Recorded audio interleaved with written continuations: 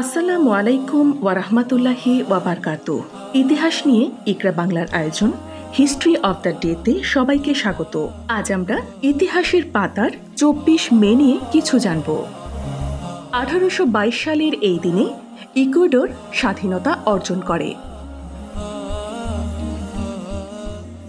১৯৭২ সালের আজকের দিনে কাজী নজরুল ইসলাম ভারত থেকে ঢাকায় আসেন এবং তাকে বাংলাদেশের জাতীয় কবি হিসেবে স্বীকৃতি দেওয়া হয়।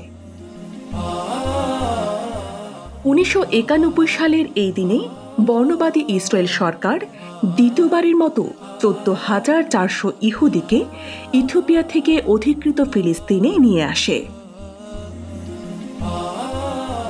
১৯৯৩ সালের আজকের দিনে উত্তর পূর্ব আফ্রিকার দেশ ইরিত্রিয়া ইথিওপিয়ার কাছ থেকে স্বাধীনতা লাভ করে।